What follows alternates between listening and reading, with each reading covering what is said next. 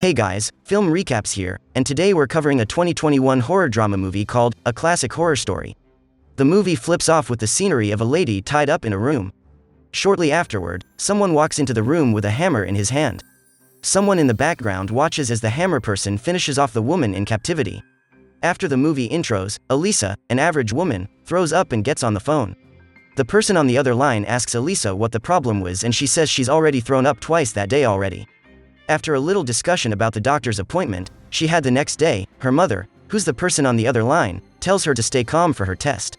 Elisa thanks her mother and cuts the call. She then checks out a weird picture on the wall of the diner she was in and hears a honk from a van outside her window. In the van, Fabrizio talks to his fans on a live stream and introduces his other friends, Sofia and Mark, who appear to be lovers. Next, there's Ricardo. Ricardo is a doctor who was on their bus to see his mother. As he introduces himself, Elisa walks into the bus. She introduces herself as Fabrizio ends the live stream. While on the road to their destination, Mark and his girl, Sofia, flirt around on the bus as they engage themselves in a quiz to kill the boredom. Later on, the rest of the crew joins the quiz and things get funny. They all drink as they enter a strange road. Although the road still appears to be the highway they were driving on, Elisa sees a weird banner of some people with their eyes blotted out. The others don't seem to notice and they drive past it. Along the way, Elisa gets dizzy. Fabrizio stops the van and waits for Elisa to throw up again for the third time that day. Back in the van, Mark decides to drive the car. The others disagree as Mark was a bit drunk. Mark drives the van anyways. That night, Mark feels sleepy a bit as he blasts some music off the MP3. He and Fabrizio discuss Fabrizio's nationality as he appeared Italian. They pass by a sign and Fabrizio hears a high-pitched sound. In the next scene, Mark and Fabrizio are about to make a toast as Fabrizio sees a deceased goat on the road. Fabrizio turns the steering wheel to avoid hitting the goat and they hit a tree. Elisa wakes up early that morning to see the others trying to help Mark with his leg wound. Elisa tries to call for help. Unfortunately, there's no service. The others panic a little bit and Ricardo asks Elisa to signal someone on the road.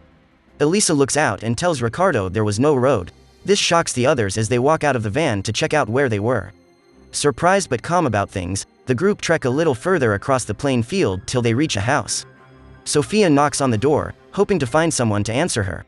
There's no answer and they get back to the van. Later on, Mark finds out they weren't on the road anymore. He stares in disbelief as Ricardo and Fabrizio try to find directions. Meanwhile, Sofia shows Elisa a video of her and her boyfriend, Mark, dancing in a fun manner. Elisa laughs a bit and asks about the two of them. Sofia tells Elisa a little history about the two of them and then asks Elisa if Mark could be the reason why they were all lost in the woods. Somewhere in the thick forest, Fabrizio gets inquisitive and asks Ricardo about his personal life. Ricardo ignores him for the greater part of the journey and stops shortly afterward as if he's seen something. Elisa also notices something weird and wakes up Sofia. Ricardo and Fabrizio stare in astonishment as they see three bodies nailed to a cross almost in a Christ-like manner. Meanwhile, Elisa makes her way back to the building they found earlier. This time, she enters the building and checks it out. Fabrizio and Ricardo leave the eerie sight they just saw and continue on their way forward. Meanwhile, Elisa's still in the house, trying to make sense of the weird aura she kept getting. She enters a room filled with candles. Later on, Fabrizio and the rest join her. He then explains the myths around the weird drawings that filled the room alongside the candles. Later on, they stay outside the house and discuss bringing Mark into the house to camp for the night. Late that night, Fabrizio reminds the entire crew that the series of events that's happened up until that moment made things look like they were in a horror movie. Little did they know Fabrizio was making a point. Mark shushes Fabrizio and he walks outside to drain his bladder. As he does so, he notices something eerie lurking in the woods before him. At midnight, Ricardo keeps watch of the van. He hears a distant scream from the house which wakes up the others. Elisa and Sofia get out of the van to check out the source of the scream. Back in the van, Fabrizio runs to tell Ricardo that he saw someone in the house. Ricardo follows him and they catch up to Sofia and Elisa. They all get up to the attic and see a girl in there. They walk towards the girl and a siren blasts the entire space. Shortly afterward, there are attackers making their way towards the house. Some men dressed in a black cloak tie up Mark from the vehicle and bring him into the house.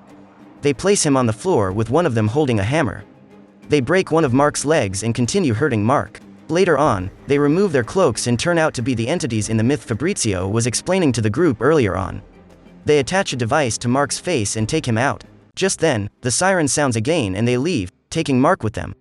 After witnessing what happened to her boyfriend, Sofia stares in thin air as two people come up to the attic to free her. It's already morning and everyone gets out of the house and runs into the woods to seek refuge. After covering a few hundred meters, they come across a crash site littered with abandoned cars.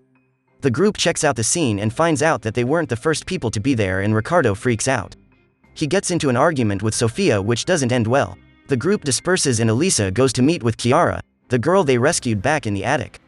Since Chiara has had her tongue cut off, she speaks with Elisa by writing to her in a book. She tells Elisa that they weren't in a forest. Before Elisa could make sense of this, the siren sounded again. Everyone gets back to their van to see it's not there. Ricardo freaks out again and attacks Fabrizio. After things calm down between the two of them, the group enters the house again. During nightfall, they all sit near a campfire and gulp down some alcohol. Ricardo then gets sober and tells the group his life history. Soon, the others join in and start telling their stories. Fabrizio makes the group laugh before they all go to sleep. Further, into the night, Elisa and Sofia talk about Mark. At that moment, the siren blasts again. Elisa wakes up from her slumber and walks outside the house. The siren stops and she sees hundreds of people standing in front of the house like they were doing a ritual. There was a podium with Ricardo and Sofia, their latest victims, all tied up. Fabrizio drags Elisa back into the house as the people outside with masks on their heads start their ritual. They remove Ricardo's tongue and finish things up. They then move to Sofia, who is their other victim, and take her out as well. Back in the house, Elisa comes to the realization that Fabrizio was the person who brought them there. It's been him all along. Fabrizio hugs Elisa and she hears someone over his earphones telling him to bring Elisa under the deer in the living room. Elisa removes Fabrizio's earphones, pull herself from him. She then asks who the person he was talking to was. After finding out he was made, Fabrizio freaks out, telling Elisa she ruined things for both of them. Shortly after, a man comes in to take Elisa out of the house. The next day, someone prepares some food as Elisa was nailed to a chair near a dining table. She sits there and watches in despair as a boy plays some songs to a woman dressed as a man across the table. The boy finishes his singing and everybody at the long dinner table applauds him. The man dressed as a woman then makes a toast and tells everyone to enjoy their food. Seeing this, Elisa cries and they all imitate her. The man tells them to stop and comforts Elisa. As he talks to Elisa, a car drives to their field and parks near the table. The man walks towards the car to join them as the others continue eating their food. Later on, a scraggly-looking man comes by and carts Elisa to a room. There, she opens her eyes and stares at a bunch of screens showing every room in the house they were once in. Just then, Fabrizio appears in front of her and video chats with her. He tells her it's been a movie all along and that they were filming every bit of each occurrence. Elisa laughs and cries at the same time because all her friends are already deceased. Fabrizio then continues to say some of the sickest things imaginable. He says he filmed this because it was the most requested form of content in his online following. Fabrizio cuts the call later on, leaving Elisa in the dimly lit room. Elisa desperately manages to yank her hands out of the nails they were attached to and walks out of the building she was in. She walks outside to see a weird setting with some of the deceased props they used for the film. Elisa walks a bit further into the terrace of RVs and finds something to cover her wounded hands with. She then makes her way into an RV where she sees all the creepy wooden masks hung up on the wall. Just then, she hears Fabrizio's voice in the distance shouting about how mad he was at Elisa for almost ruining his good film. Chiara, who was with him, tries to calm him down as Elisa checks them out from a window. Eventually, Fabrizio gets slapped by Chiara because he was shouting too much. This calms him down as Chiara puts on her makeup to look like the girl from earlier. As she opens the door to continue her play, she meets Elisa in one of their masks and a wooden mask on. Up next, Elisa takes out Chiara and shoots Fabrizio in the leg. Fabrizio tries desperately to escape. However, Elisa catches up to him and finishes him off. She then walks to the camera and switches it off. Then, she makes her way to the woods. This time, she's with the gun. As she treads the woods, the siren blows again. She continues walking and comes across a boy who runs to a restricted area. Elisa follows him and gets to a beach full of people. There, she meets some normal-looking people trying to get a photo of her. She walks in their midst as they all try to get a shot of her. Elisa walks to the ocean with no one stopping her. In the next scene, there's a man on his computer logging into the darknet using his Tor browser. He checks a movie hosting site called bloodflix.com. There, he checks out various movies and picks the one Fabrizio filmed to watch. The movie ends as the man finishes watching the movie titled A Classic Horror Story and gives it a thumbs down. Thanks for watching, guys.